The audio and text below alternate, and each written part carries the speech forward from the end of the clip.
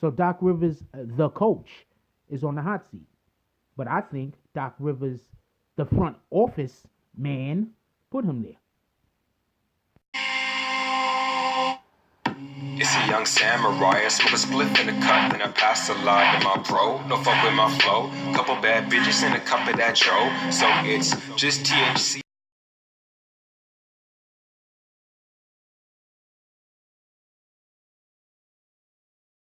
BBN Jack Frost, what's up, party people? Hey, before the video even start, hit that like button, subscribe, and join the notification gang. Hashtag Bronx Bombers. Let's get it. Okay, so recently I was watching Ticket TV channel, Ticket TV, dope channel. What up, Ticket? If you in the sports, really in the sports, he's on top of it all the time. All right, so go check him out. Anyway, so I was watching Ticket TV channel, and he was talking about how Doc Rivers is on the hot seat, and rightfully so. His team is losing, and Doc Rivers has not taken the team to the finals. Usually, if you're a coach, if you take a team to the finals, then you get a little bit more leash. When you take a team to the East, the Western, he's in the West. So you take a team to the Western Conference Finals or any conference finals, you get a little bit of leash. You know what I'm saying? We're making progress. There's a sense of progression. So for a while, Doc Rivers' job was pretty safe. And then it wasn't safe anymore. And there's a reason, I believe, why Doc Rivers' job isn't safe anymore. Ticket made a very, very, very good point. He says, you can't blame a coach for injury. Because, over the years, injuries have inhibited the Clippers from being at full strength. Now, I'll get to what I think about what they would have done if they was at full strength in a minute, but that's what he says. I mean, remember, there was years when Blake Griffin would be injured, and I'm talking about towards the end of the year, going into the playoffs. There'd be years where Blake Griffin was injured, and then there'd be other years where CP3 was injured.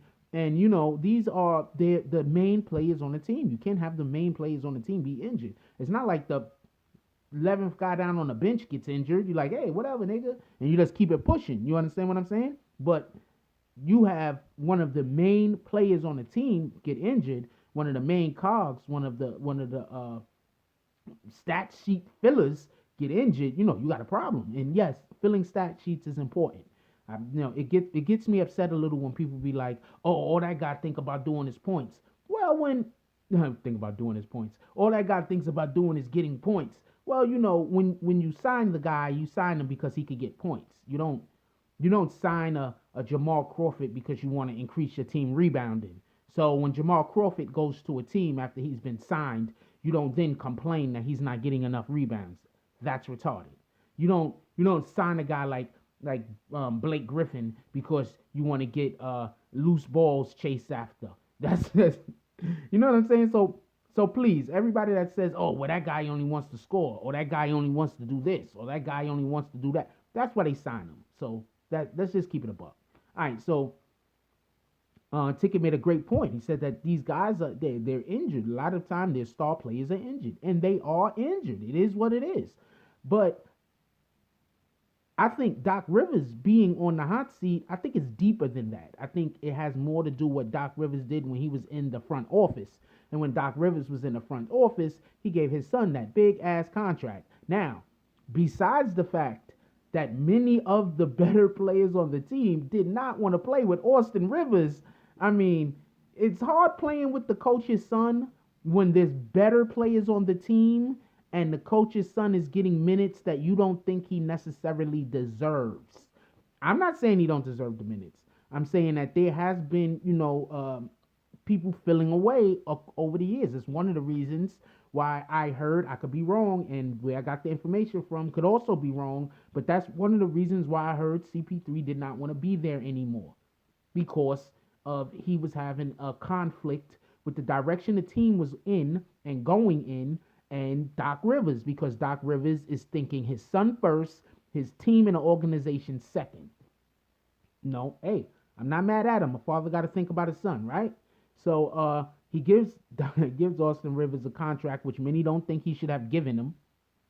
He plays Austin Rivers at the end of games when people on the team think other people should be in the game, and then they lose these said games. So That's what a lot of Doc Rivers being on the hot seat, I feel, is because of. It's because of the bad management. He lost players that he needed to keep. I mean, you needed to keep CP3. You needed to keep Crawford. You needed to keep. They had a pretty good team over there. I don't think they had a good enough team to beat the Warriors after the Warriors got good. Don't get it confused. I also don't think their team was good enough to beat good enough, played well enough, or yeah, good enough. I guess that's a good way to say it, right? I'm not that English ain't too bad. So yeah, so I don't think his team was good enough to beat OKC when OKC had Durant, had Westbrook, and had Ibaka. I don't think they was good enough to beat them. I just don't.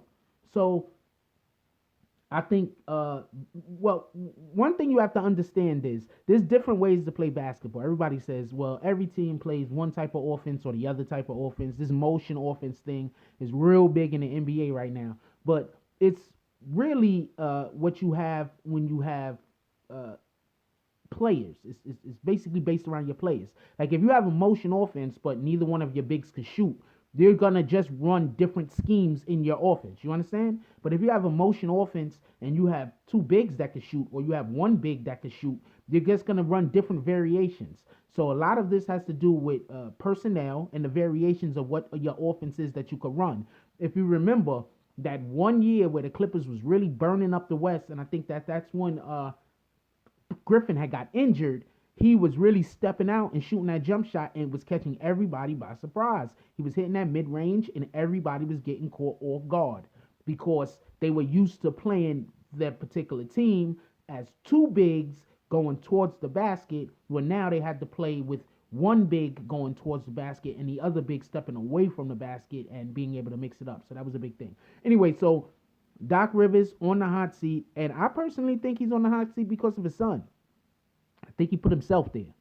I think that if he does not sign his son to that big contract, I think that if he does not put his son in the game at the end of games when it probably would have been a better matchup as far as, you know, you want to, at the end of all games, it becomes a matchup thing.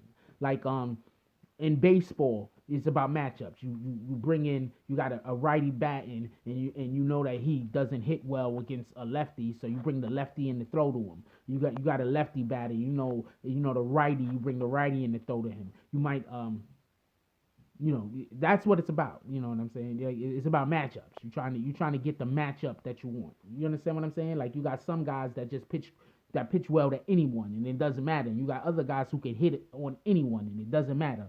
Then you got a switch hitter. Then you thinking, well, we got a switch hitter coming up right now, and after him we have a guy who we don't want to have to throw to with it. You know what I'm saying? You want to turn the switch hitter to the other side because he doesn't have as many home runs on one side as he has the other, or he hit in such a lower batting average on one side than the other. So let's turn him around. At the end of the game, this is when matchups are made.